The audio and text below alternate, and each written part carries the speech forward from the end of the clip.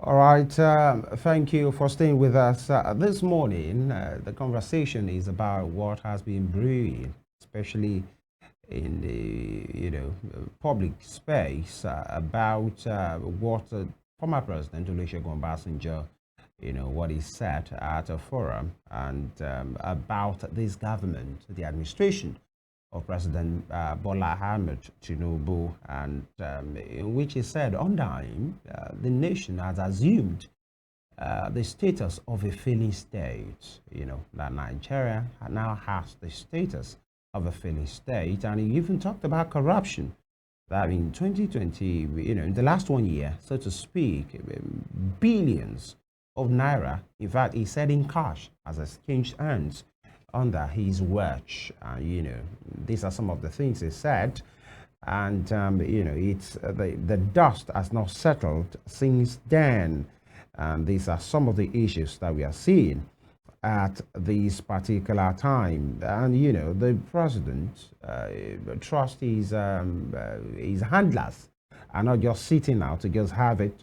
And many of them have come for him from Ononuju to Sunday Dare, many of them like that, who feels he doesn't have, that Obasanjo doesn't have the moral right to just do some of the things that he talked about, or said some of those things that who is he? In fact, I'll try and say some of the things that he said, And the presidency, the Obasanjo in that particular, speech as well, talked about that maybe the chairman of the Independent National Electoral Commission, INEC, should be eased out, as well.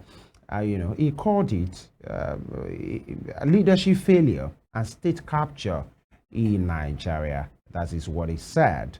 And he said it at his keynote address at the Chinua Achebe Leadership Forum, at Yale University, New Haven, United States of America, on Sunday. In that address, he called it leadership failure and state capture in Nigeria. The ex-president canvassed for shorter tenures for INEC officials and a more rigorous vetting process to prevent the appointment of partisan individuals. Talking about corruption, he criticized the president and firstly criticized his performance in office, asserting that corruption continues to rank among the most important problems affecting Nigerians.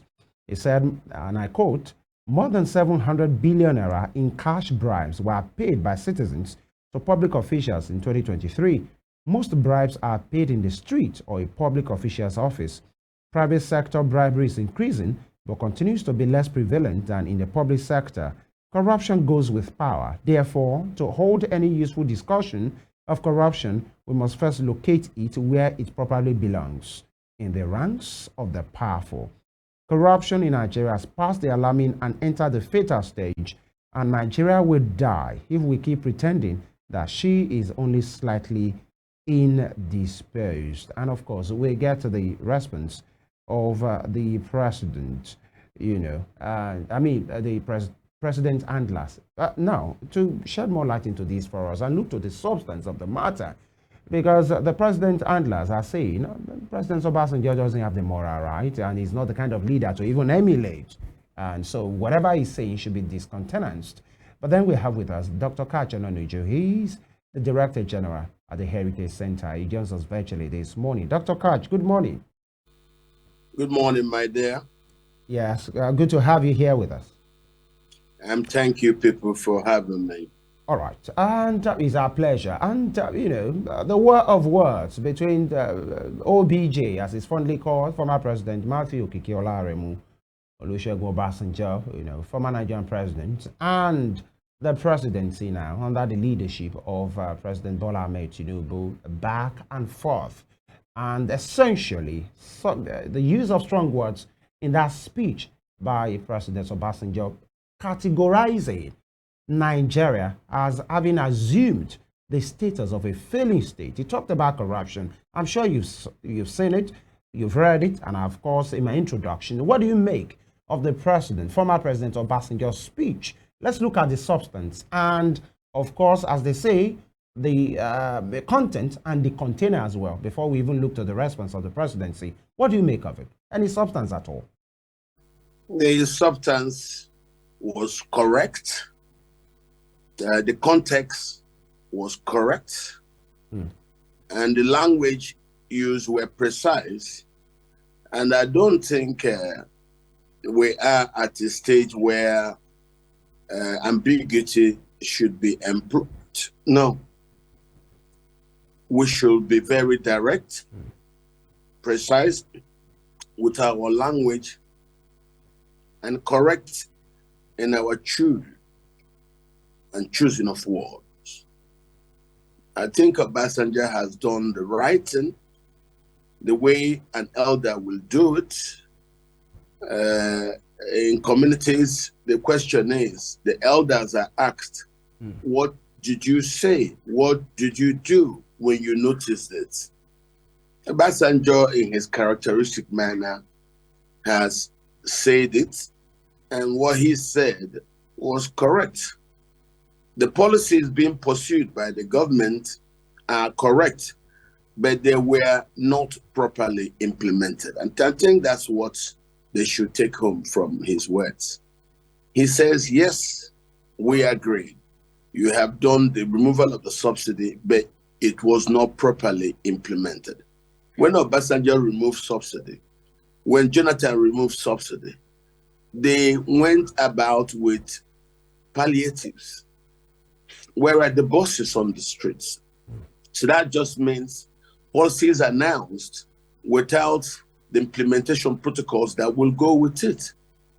You gradually plan this thing, then you acquire lots of buses in a lot of routes, then you announce and the buses are released, so that first impact which comes to society as a consequence of the forced multiplier effects from transportation costs are ameliorated. Nobody said you will kill it. Nobody says that the routes all will be served in all parts of the country. No, but do something. In this case, nothing is seen to have been done. Instead, we now see corruption directly being undertaken by government officials, not we discovering corruption after it's been done. We see it openly because they announce it as if the corruption is actually statutorily correct. It's not. A lot of these things are statutorily not in our law. So when you now start packing money, taking money that shouldn't be, at a time when you say the country is in dire straits, and then you're not saying to behave or spend like somebody in a country in dire straits. So that's why Obasanjo says that all they were doing is simply showing us the open protocols of a failed state being implemented by officers of state. And that's why he says it looks like the people in power agree and are working as undertakers to bury the Nigerian experiment. A state, a country is an experiment. It only works if those who agree keep to the ethos, keep to the framework that has been designed for the space to be transmuted to a nation from just being a state with contiguous borders. That's where we are at. So I don't think what they are doing is correct now. Stop looking at the message and where he came from. Embrace the message and ask yourself, can we change? Of course you can change. Of course we can change. I see nothing wrong in what Obasanjo has done. I commend him, and I beg other statesmen to join him, because what actually got us this deep into this mess is the inability of statesmen to speak up. They were all silent in the past 8 years under Buhari, and Buhari, being an APC frontman, destroyed the country. Tinubu has come and tried to do what Buhari should have done, but Obasanjo is saying he is not implementing the policies in order. And All that's right. why you're seeing Yes. these very painful reactions amongst the citizenry of Nigeria. Nigeria. That's what is saying.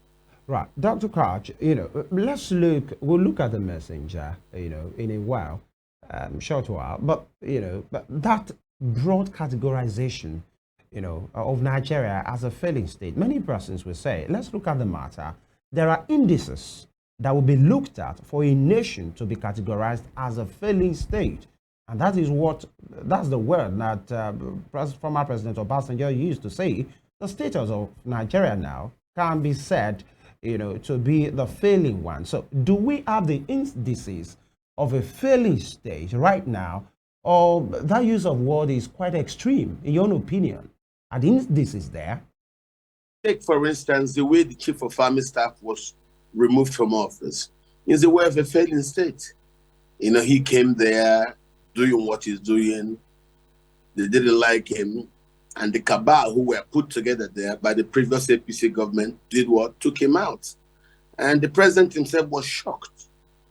And I believe the way the chief of army staff was removed has also alarmed other people in executive position. Which of the chief of army staff are you referring to? The one who died mysteriously. You kept using the word removed. How do you mean? My brother. Yes. When a man suddenly, without any illness, comes on post and he is listening to words of the executive, the instructions, and carrying out as if, and then there are other people who now are saying that he should have been doing things, blah, blah, blah. They form themselves into a cabal. And before you know, the arguments and the misgivings and the rumors we hear is now preceded by the man is dead. Don't forget when first Jackson O'Day reported that the man had been killed. Most of us said it's not true. How can that be? The president even tried to manage it. But after all those acrobatics, it is true. So if the army chief could be that removed in a mysterious way that we don't know, we started telling story, it's cancer, it's no way. The family then secretly told everybody behind that, look, this guy was removed. So if the family says he was removed, you don't tell them they don't know what they're saying. They know Dr. Katch, about his history. Sorry, sir, if you allow me, we're talking about a very high-ranking military officer here. And so, when we talk about him, we must be sure of what we are talking about, because somebody died. That is part of it. No, this is what I'm saying. Anybody can die. Anybody can be sick. Now, you are using the word killed. And that's why I want us to be careful and we speak with fact. Well, the family said he was killed. Now we're hearing the stories. And you can either dismiss them or you go and listen to what they are saying. And I'm telling you, if things like that can come up and the family could feel this strong to say this, maybe you listen small. You don't just ignore everybody who cries. Look at some of the cries and say, what's wrong with you? Don't just dismiss him because the state don't want you to say that. No, listen to the families. If a family cries about what has happened to one of them who serves the state, listen to them. Don't dismiss them as if they don't know what they're saying. And that's why I'm telling you. So look at the state generally. Obasanjo knows what he's saying. Obasanjo sees chaos, and that's why he's speaking like this. So if such happens, and now you're telling me because you don't want to hurt anybody, don't listen. I can't listen to the family. Why wouldn't I? What if some of the things he says are true?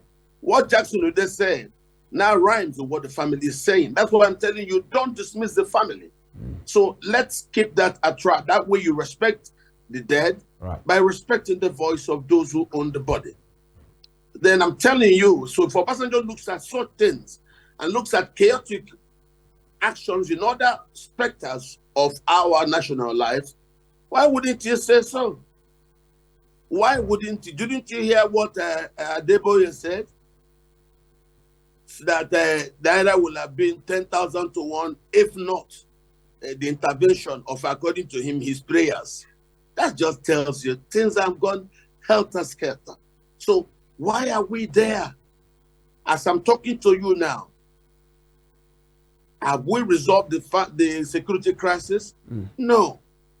Are people still living in IDP camps? Yes. Are our poor people in Nigeria comfortable? No. Are people crying and totally displaced? Yes. Do people know where the next meal will come for tomorrow? No. Do we have a government? We have one. But why are we having this much chaos? That's what Obasanjo is talking. Chaos. So I'm only just pointing to you one side where you have. So if you have chaos all over the place, and then you don't have territorial control of your grounds, and then when some of these militiamen are killed, you now discover that a lot of the people fighting in Nigeria are actually not Nigerians. What do you want to say? All right. As I'm talking to you right now, Bichi was sacked. But those Bichi employed to do unknown government in the East are still roaming the fields. They were not discharged. They are confused. And that's why you hear Asari angry at Tinubu for not continuing Buhari's policy or even to see them wind down. But I will tell you, Tinubu is right. Asari is wrong. Those who organize those boys should own the responsibility of disbanding them. Tinubu didn't do that, so that's why he's keeping himself away. Yes, I can tell you that for free. Those people are perambulating all over the place. Even though the unknown government sting operation is officially over, as Tinubu is now continuing in Buhari's footsteps, those boys that were wearing beaches, black t-shirts all over the place are still roaming about. Why? They have not been administratively All right, Dr. Katch. demobilized. All right. There is chaos everywhere. Obasanjo is right. Dr. Ononuju, let us now focus on the messenger, because it seems the handlers of the president focused more on the person who brought out the message. They felt that former President Olusegun Obasanjo lacks the moral authority, the moral right to point an accusing fingers or lay accusation or allegations against President Bola Tinubu's administration. In fact, in a statement shared on X by the special advisor to President Bola Tinubu on public communication and orientation, Sunday Diary, he said that Nigeria's democracy endured severe setbacks under former President Olusegun Obasanjo, and he says that it is the faulty foundation laid by Olusegun Obasanjo that President Bola Ahmed Tinubu is trying to rectify. So I'd like to ask you, as someone who witnessed the administration of Olusegun Obasanjo, would you say that his administration left the country with wounds, with setbacks that this administration now is trying to correct, and also successive administration after him? I think if you look at several of the administrations, Obasanjo's own ranks as the best when it comes to prioritizing the country as first. Obasanjo's administration was very patriotic. Everything Obasanjo will do, the final decision will be what is in the best interest of Nigeria. That's why you see Obasanjo, if he sees a friend of his personal person who commits corruption, crime, Obasanjo will get that person arrested with the police. That's Obasanjo for you. No matter how close you are, but the minute you go against the law and your name is brought to him, he will ask them to go and arrest you. Just check. Everybody, just check those around him. They were all arrested. But there were people that believe that former President Olusegun Obasanjo created anti-graft agencies like the EFCC, the ICPC, to actually go after his enemies. They call it witch hunting. That is not true. Obasanjo created those institutions to bite down on corruption. And if you look, since he created them, who else has created anything? Create something. What Obasanjo created those for is not to hound everybody in society. And from his own description to me, he said, all you need is take 7 or 10 very visible, politically exposed persons go through the EFCC interrogations, and you then see a lot of the other wannabes who just stop, advise themselves. That's what it is. That's what the EFCC is for. You know, the Ayabelo story, which you are now telling me, that Obasanjo set up that, so it is the executive using the EFCC to hound the governors. That's not true. The idea of the EFCC is not that corruption will be totally wiped out. No. It's if you're able to take 7 to 10 high flying, very visible, politically exposed persons who are stealing into interrogations, it will be able to frighten the others who are standing in the line and waiting to be wannabe. Because, you know, most Nigerians are waiting. They want to be the next man at the executive position so that they can also loot. That is the truth. So if you have now seen that the earlier man has been arrested and is under interrogation by the EFCC, you will think twice. So it is when there are no retributions, if there are no consequences for such bad actions, that's when the bad action will persist. That's the essence of the EFCC. The EFCC was created, the ICPC was created just to do those things.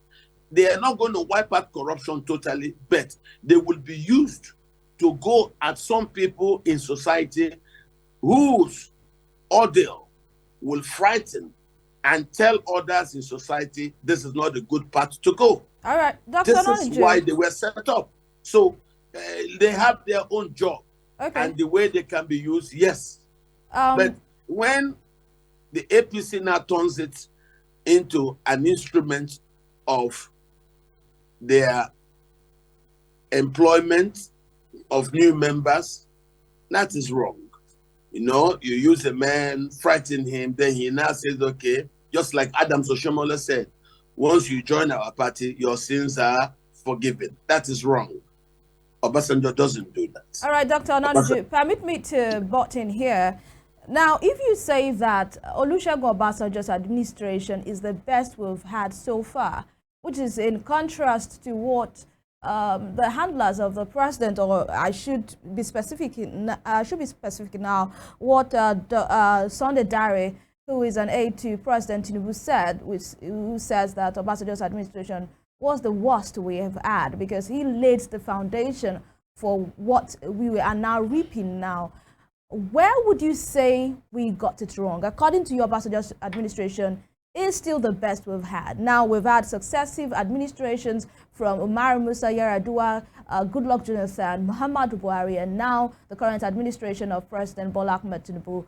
Where would you say, there was a disconnect of some sort? If Obasanjo did his own bit and he did it well, who amongst the successive administrators, who among the successive presidents really did bad to us as a people?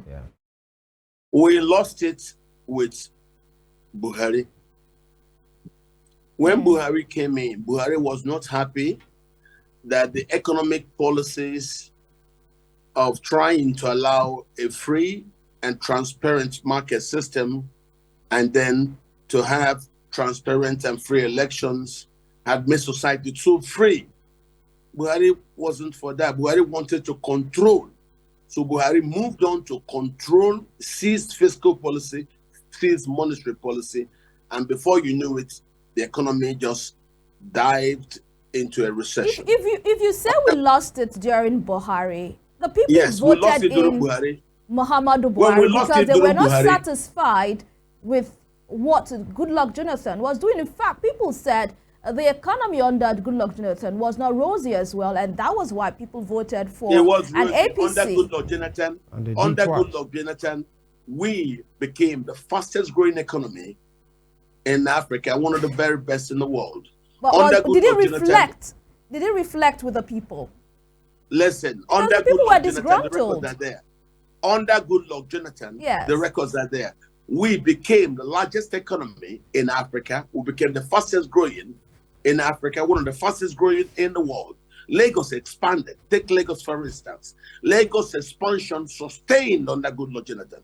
Lagos only suffered a recession under Buhari, not under Goodluck Jonathan. Right from Obasanjo to Goodluck Jonathan, we were growing at double digits. We enjoyed, as Nigerians, our greatest and longest period of unbroken economic expansion during that period from Obasanjo to Goodluck Jonathan. We only suffered recession, double recession under Buhari. Remember, there was a COVID-19, there was lockdown. Don't you think that, counted for something why we had that recession during Buhari? No, that was not the reason. There were lockdown and COVID-19 everywhere across the world. Exactly, and there are countries that also suffer setbacks. The impact upon Nigeria was very slight. I don't want you making arguments for the government. Listen to what I say. I'm not making arguments. We are speaking to facts here, Dr. Ononuju. Don't be arguing to try to protect the Buhari record. Forget it. I'm an economist and I know what happened. I was on hand. So it was when Buhari started his I must control everything. Under Buhari, don't forget the economy went to sleep for 8 months, no appointments, nothing. A country is like a market. You must attend to it. That's why you have a market master. If you hear things that are wrong, you touch things here, touch things there. The traders of that particular section come back, market gets full again. You hear things that are going wrong, you remove that blockage there, the flow sustain again. The market keeps flowing. Under Buhari, for 8 months, the market died. Even when the market came in, it was fear. Nothing was happening. So we are collectively guilty because we all kept quiet under Buhari. And that's why you see when Tinubu talks, we tell him, don't talk because you were the party leader of the APC during that period. Why did you keep quiet? So when Tinubu now came, had his ideas, the ideas are good and I like the fantastic removal of subsidy. Because for me, the greatest distortion in our economy is government sustained action in the energy market, which is what you call subsidy. Removing it now is good, but implementation, removing the subsidy, I say again, is fantastic. But implementation, that's exactly how Obasanjo chose his words. He said the implementation, and he's right. He cannot fault the removal of subsidy. It's the best thing to have been done in Nigeria in the past 10 years. So that was a good thing to do. All right. Okay? But then implementation, that's why it is called government. They execute, they plan, they implement. So you who have not become head of government and you want to do this policy, the right thing to do is implement it properly in such a way that it would not cause so much trouble. You heard what that pastor said. He says that due to poor implementation of that policy by Tinubu, the Naira will have gotten to 10,000 to 1. But that is his words. I don't believe him. Good. But that it's when they change their gear that the Naira now stayed where it is at 1,007. But to remove the subsidy was the best policy to have been done, because for me, government sustained employment of the subsidy regime is the biggest distortion the economy has. So removing it was good. And then but where are the savings from the subsidy? The savings from the subsidy are the things we should use for the palliatives. And we are not seeing them. So where are the implemented policies to actually augment the suffering of the people? This is what we are saying. It is implementation that you will see the amelioration of the effects of those policies. That's when you will not agree that the policies are prompted well. Policies are not, injection is never, ever, ever, ever sweet. Look at how some intelligent doctors administer injection on babies. All those protocols they do to deceive the baby, make the baby get their mind away, look somewhere away, give them toy, give them the injection, because injection is painful. Make them forget the pain. What are Nigerians being given for us to forget the pain? Nothing.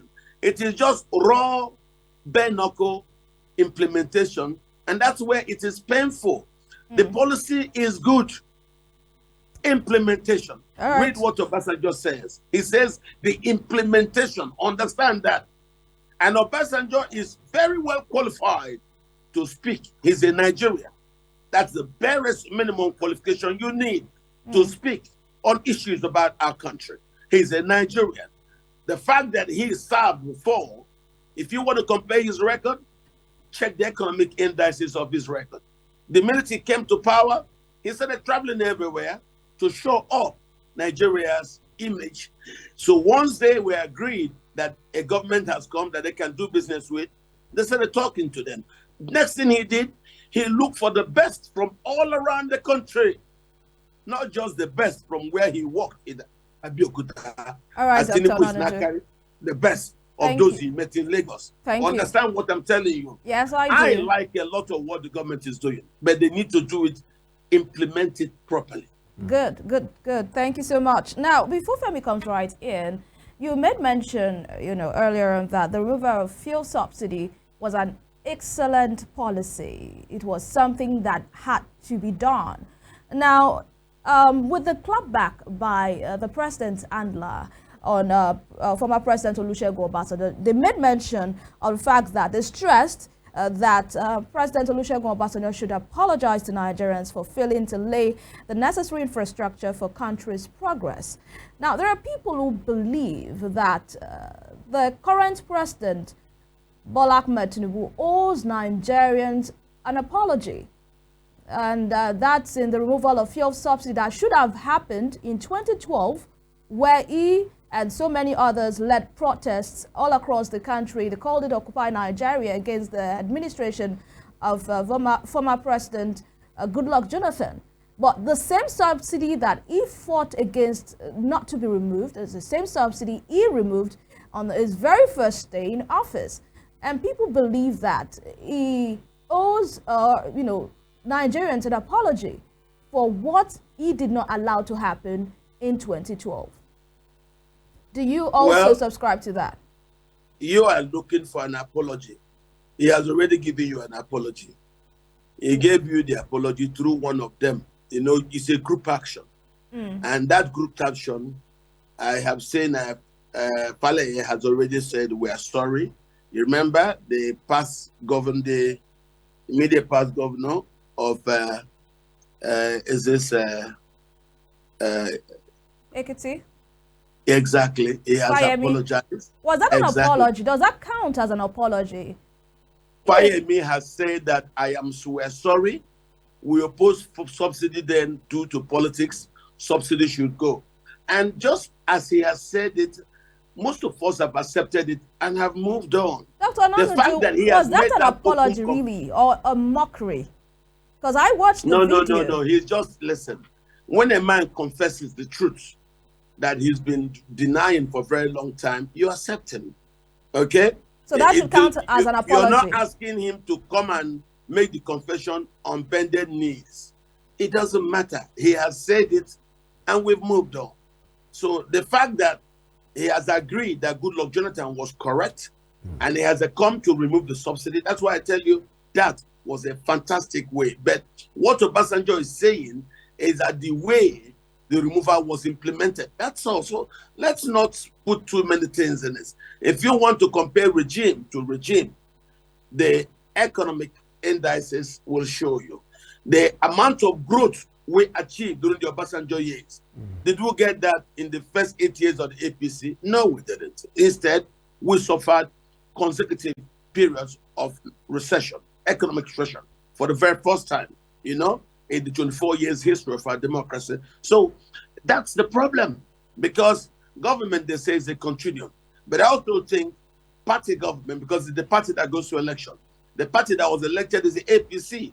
How come the APC ran the economy aground? And that's why you see them now say Obasanjo's government is better than Tinubu's government, of course. So that's what it is. But yes, I agree, Tinubu has inherited some very difficult Nigeria from Buhari.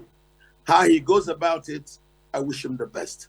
He has started well, and let him learn from what Obasanjo is saying. You're doing well in terms of the policies, but implementation is what we is the issue. All right. Dr. Katch. Yeah. Yes. You know, many persons have said, former President Tinubu, Obasanjo, some questions are being asked. They say, who made him the moral compass of Nigeria? Who made him? And what moral ground? Why does he stand on a high horse and he think he can really adjudicate issues and, write letters? Because he had a history of writing open letters, very public, and he doesn't hold back in the use of his words. He had a go at the government of Goodluck Jonathan.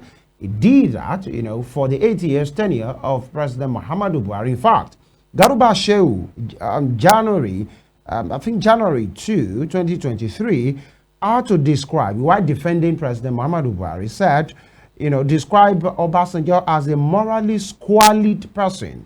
He made a speech and called it morally squalid Obasanjo attacks leaders out of frustration, to say it's because he's jealous. And in fact, he used a word where he said Obasanjo hallucinates because he thinks he's the best ever to lead Nigeria and there will never be any other better than him. So out of frustration, out of jealousy, that was, the description of Garuba Shehu, while defending Buhari, while he was an aide to President Muhammadu Buhari. Now, the same thing has happened. The handlers of President Tinubu now are saying he doesn't have the moral right. They say under him, he tried to be president for the third time. Remember the third time agenda, even though he denied. They say under him, he supervised the worst election in the history of the nation, the 2007 election under Maurice Iwu, in which even the winner of that election, later, Aradua, had to say, yes, the election that brought me in was flawed. And now the same Obasanjo is calling for the resignation or removal of a Muhammad Yakubu. That, where does he have that moral right? And who made him the moral compass of this nation, knowing fully well that he has his flaws? Well, nature abhors vacuum. If a man fetches water every day and brings it to Eagle Square, and you take the water, he brings it to Eagle Square, he takes the water. After some long period of time, you start seeing that man as a waterman of Eagle Square. That's how nature works. So if Obasanjo had been the only elder who has the courage to criticize and write letters, and he does it consistently, people start looking up to him as a moral compass. That's how it works. So no matter what you think about him or how you see him previously, the fact that he is an elder with the moral courage to look another elder in the face and say, you're doing wrong. In regards to the country, this is not proper, this is not proper. This is how this country gets well. When all elders keep quiet, those in power will just run the country aground. And that's the beauty about a democracy. The democracy needs a viral opposition. Obasanjo's voice is like part of the opposition, and you must take that seriously. You can't run a democracy and then pray that no one else will talk. No, Nigerians must talk. And if Obasanjo adds his voice to the plethora of voices among the opposition ranks, he has every right. Don't single him out because of his record and start to try to poke holes in his past now. Because if you want to look at him as a former president, check the record of his administration, the economic policies. He was good. Obasanjo was inclusive. Obasanjo did not practice openly nepotism. He did not weaponize nepotism. But you see, you heard what Kwankwaso is saying about Tinubu, how he wants to use Lagos to capture the North, which is not true. I see some really good things in the tax review policy. But of course, there are those who would love to gain from the fraud perpetrated by soldiers. They say it is the soldiers who wrote the constitution, not Obasanjo. Obasanjo became president without a constitution. It was after he was sworn in that they now went to bring some manual written by soldiers and handed it to him and said, you have to work with this and the numbers. Obasanjo now took it. Then Obasanjo now had to start going against those things that they wrote. But that's what we need to work together as a nation. Dr. Katch, because of time, please permit me to butt in here, because one will say the breach of a nation's constitution is not just a mere mistake that he tried to break the constitution with the third-term agenda, and he presided over, the worst election. Everybody knew what happened under Maurice. He won the winner of the election. Confessed. Maurice Iwu didn't run the worst election. Under Maurice Iwu, there were no glitches. There were outright fraud, but there were no glitches. The worst election is the one. Half a dozen and 6 are the same, isn't it? What Mahmoud, let me tell you, when you're talking about this, during those time of Obasanjo and election, politicians were the ones doing the crime. Today, it is INEC perpetrating the crime on behalf of politicians. Don't forget. So don't talk about comparison of election. No election was worse than the 2023 election. None. It was pure state capture, and that's why he's saying that.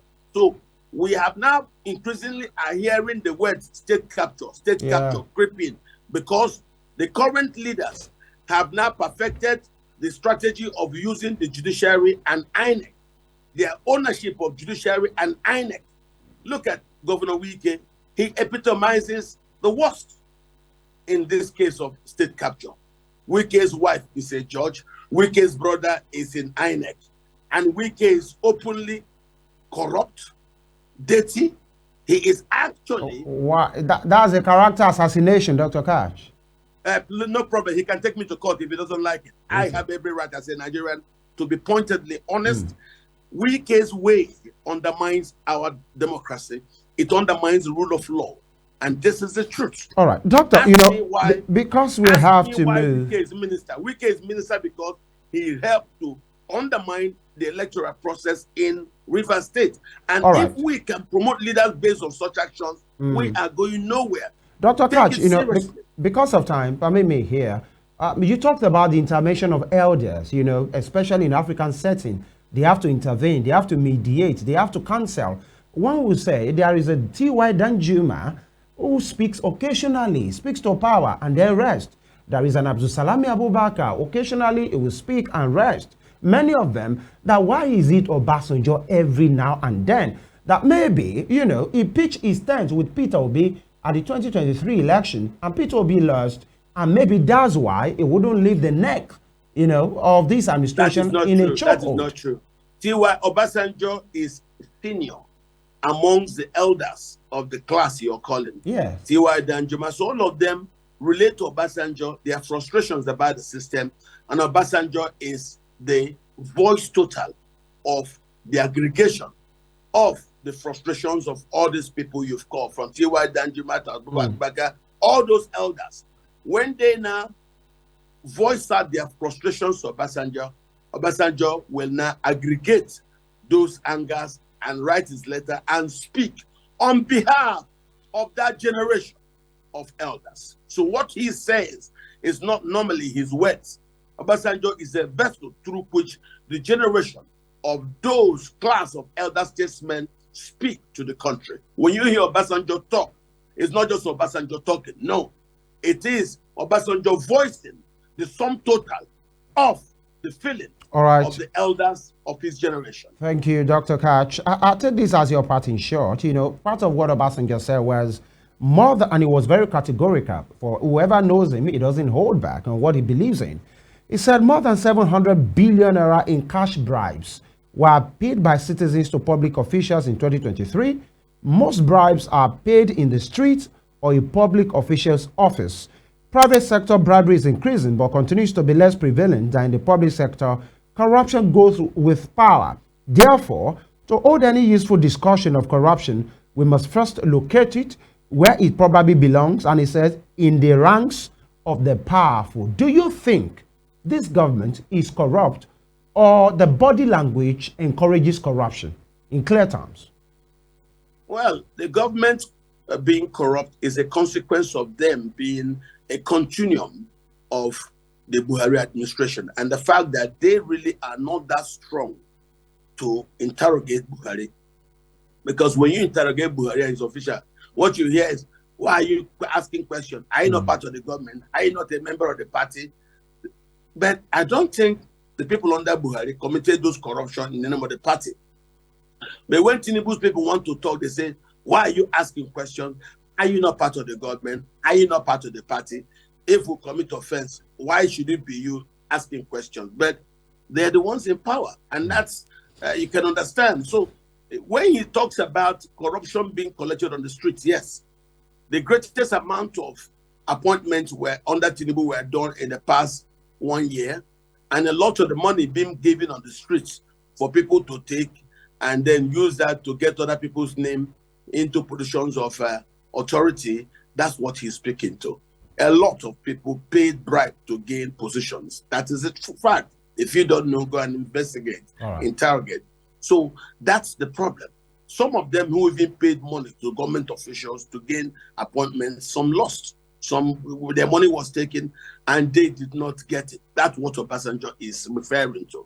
And that is a fact. We know about it. So, all right, Dr. Katch, I yes. want to sincerely thank you this morning. But if you can do this for me in 30 seconds, do you still trust the leadership? Because is the man in power, criticize him or not, either as a former leader, either as a Nigerian, yourself, myself, the media, everybody, is still the man in charge. Do you trust the administration of President Bola Ahmed Tinubu enough to lead this nation to that renewed hope that he talked about, to turn the corner and maybe give Nigerians a sigh of relief? What you must do is watch and pray. You know, it is wrong for me to now think I can say I trust. No, I don't trust anybody. Okay. Because those who trusted Buhari were so disappointed. So what if I say I want to trust the person, but the gang is in?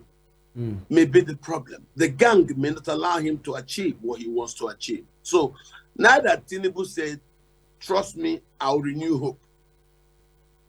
If Tinubu wants me to trust him, let him revamp INEC. Revamp INEC. All right. Let him allow the judiciary a revamp.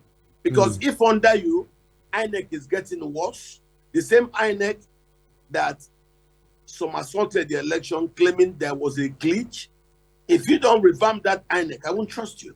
All right. If you don't bring back IDPs back to their villages, I won't trust you.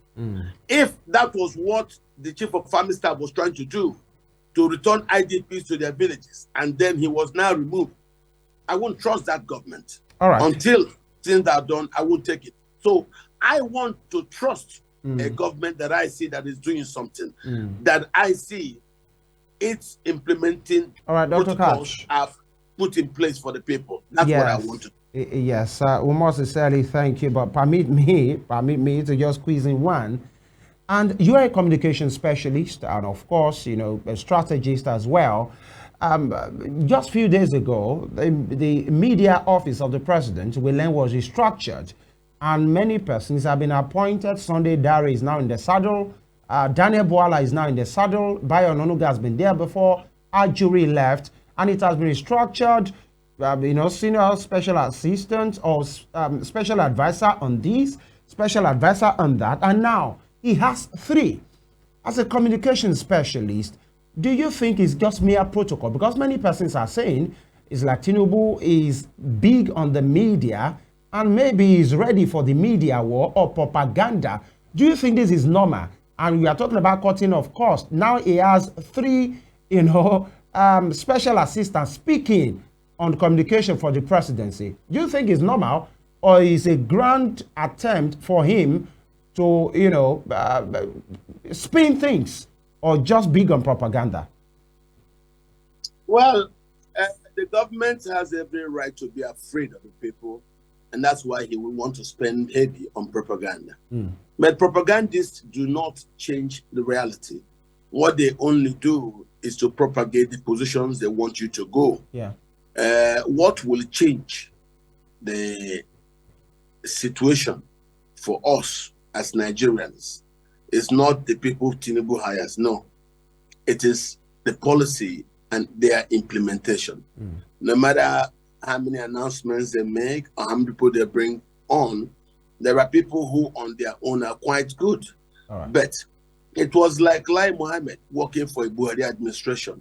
No matter what Lai spoke, what his spawn told us, once Buhari couldn't change, Lai Mohammed became a liar because he was always trying to put out Buhari's lies.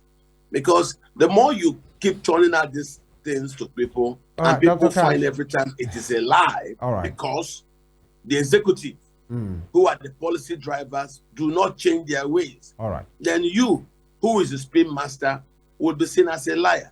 All right. So the spin masters don't change the game. What changes the game is the action of the executive. Thank you very much. We have been speaking with the Director General of the Heritage Center in Abuja, and of course, is many things to different people, but then he's somebody big on governance. Dr. Katch Ononuju, thank you very much for your time and your take. Thank you for having me. All right, thank you very much, and this will be the size of the conversation. Today, we're speaking about the war of words between the presidency and, of course, former President Obasanjo in what is said, at a forum somewhere at the Yale University. Trust us to always bring to the fore what has to do with the development of Nigeria. Femi Oju's money, make a return tomorrow morning. Evelyn. And I am Evelyn Ohiolei. Thank you so much for joining us. Spring Trends come up right after this broadcast. Bye.